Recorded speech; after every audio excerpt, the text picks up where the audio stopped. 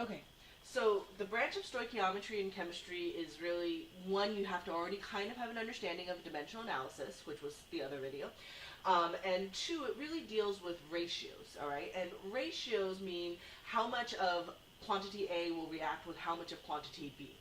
And even though we call it stoichiometry, or sometimes we say reaction stoichiometry, sometimes we talk about in proportions, at the basic level, it's a chemical recipe, all right? And it's the same thing that you might go about a food recipe. So the example I like to start off with is sandwiches. So let's say I have 2 slices of bread, and I add in 3 slices of cheese, because I like my cheese, and 1 slice of turkey, and we'll say that produces 1 SW for sandwich and also 2 crumbs. Okay? So the important part of this is one that I spelled crumb correctly. The important part of this is that when you're doing any problem with stoichiometry, you have to start off with a balanced equation. It's got to be a recipe that makes sense. It doesn't have dangling bits. Okay? The second part is that I can ask all sorts of questions then once I have this recipe. I can even though in chemistry we tend to say that these are my reactants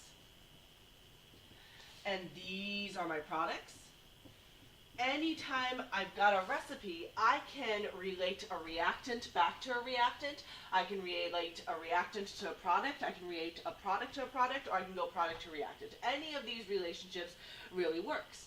And I think in the world of sandwiches that really makes sense. I might say to you, I have 10 slices of bread and just tons and tons of cheese and turkey. And I say, with my 10 slices of bread, how many sandwiches can I make? So in this case, I'm going from a reactant to a product.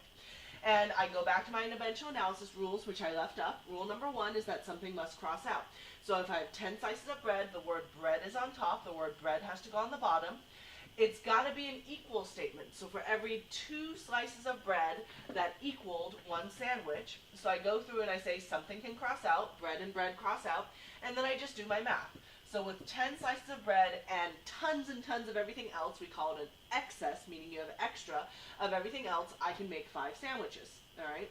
But I could have also, so this would be a reactant to product problem. I could also have a reactant to reactant problem. I could say, with 10 slices of bread, how much cheese would I have to be able to make my sandwiches? And again, you could say, okay, still follow my rules. Rule number 1 says something has to cross out. So for every 2 slices of bread, I would have 3 slices of cheese. Again, rule number 1, something crosses out, so that's good. Rule number 2, it has to be an equal statement. For every 2 slices of bread, my correct proportion for my sandwich is 3 slices of cheese. So in this case, I would take 10 times the 3, so 30 divided by the 2, so 15 slices of cheese. And right now, these are problems that we can almost do in our head because we've made sandwich before. So we can solve these types of word problems. But it's important to see you can go from reactant to product, you can go from reactant to reactant, you could go from product to product, or we could go from product to reactant. I could have said to you, I made 6 sandwiches. And I could say, to make my 6 sandwiches, I could have said, how much turkey did I use? And you would say, well, for every 1 sandwich, rule number 1, something has to cross out, top and bottom. For every 1 sandwich, I used 1 slice of turkey. So I used 6 slices of turkey. Again, top and bottom, they can cross out, and it's a ratio that makes sense. And I could have also said how many slices of cheese, or I could have said how many slices of bread, all right? So the important thing here is that once you have a recipe, which in our chemistry world will always be a balanced equation, you can go from any one quantity to any one other one, all right, as long as your equation is balanced and your ratios are correct. So then comes the next thing. There's really a couple more things, but we're only going to deal with limiting reactant today. So your limiting reactant is your limiting ingredient.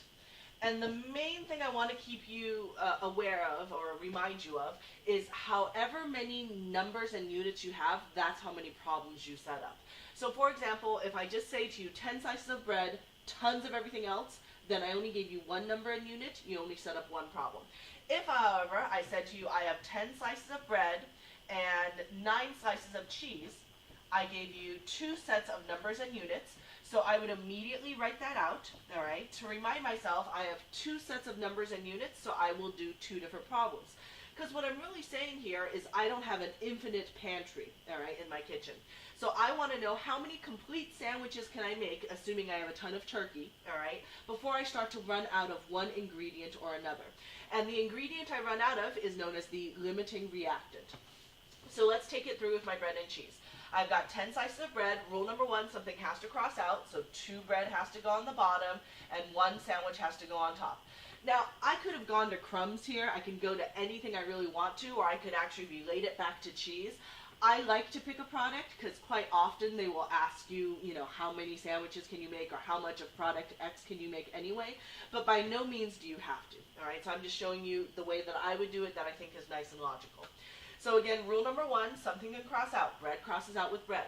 Rule number 2, you're multiplying by something that's an equal statement. For every 1 sandwich, I used up 2 slices of bread.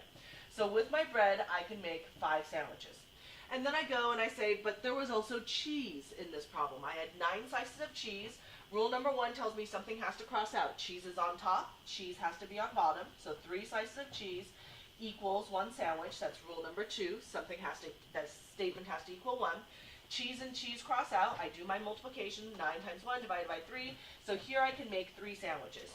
So what I'm saying to myself is, okay, with my bread I could make 5 sandwiches. With my cheese I could make 3 sandwiches. So how many complete sandwiches do I really make before I start to run out of materials? Well, I only make 3 sandwiches. And then what was the guy that limited me, that made it so that I could not make more than 3 sandwiches? It was my cheese. So whatever of the smaller numbers you have, that's how much product you can actually produce. And then whichever reactant was linked to the smaller product number, that is called your limiting reactant.